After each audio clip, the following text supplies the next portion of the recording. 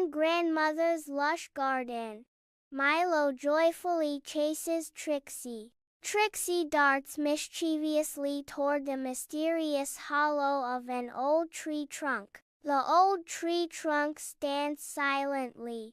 Milo follows Trixie into the dark, musty tree trunk, shadows swallowing them whole. The ground vanishes beneath them.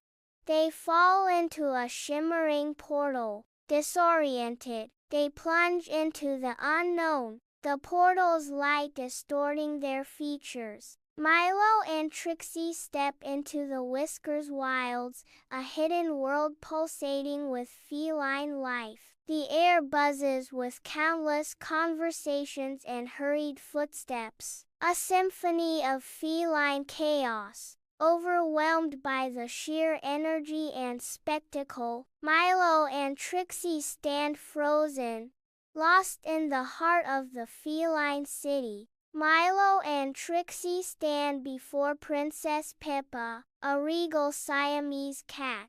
Sunlight streams through the arched windows, illuminating the ornate tapestries. Princess Pippa awaits their explanation about the kingdom's crisis. The air is thick with anticipation as they prepare to speak. Sir Marmalade, the elderly ginger cat, guides Milo, Trixie, and Princess Pippa to the desolate cream cellar. With a keen sense of smell, he sniffs the ground, discovering tiny mouse tracks. The faint tracks lead to a concealed tunnel, promising adventure. The group cautiously enters the hidden tunnel, shrouded in darkness and the scent of damp earth. Pippa uses her gadgets to cast a beam of light, revealing the tunnel's treacherous path. The light dances across the uneven walls, exposing the winding and perilous route ahead.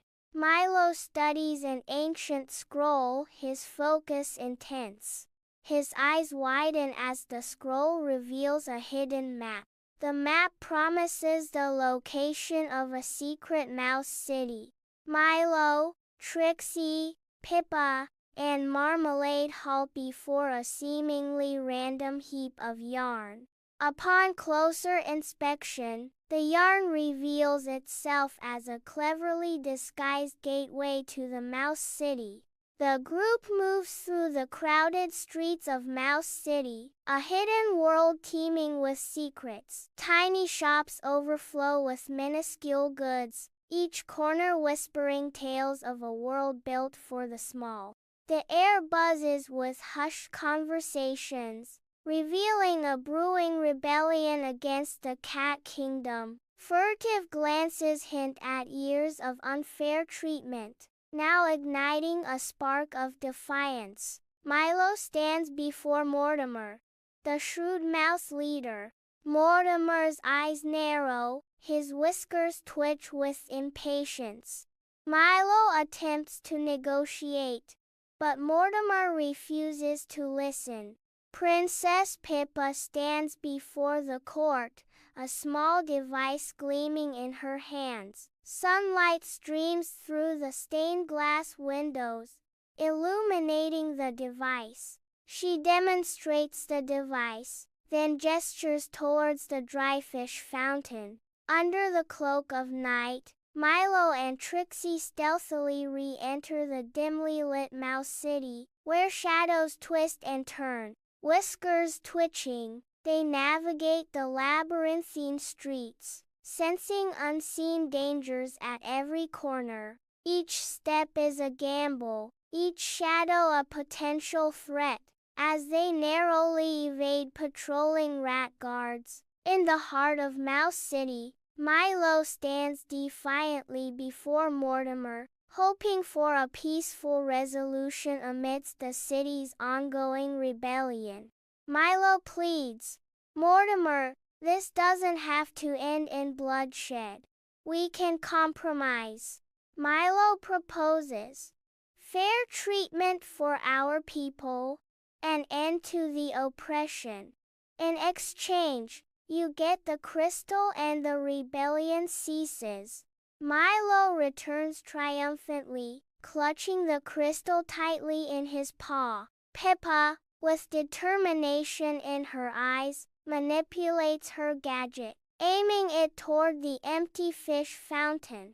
Water gurgles, gradually filling the fountain. Peace and prosperity return to the Whiskerwilds.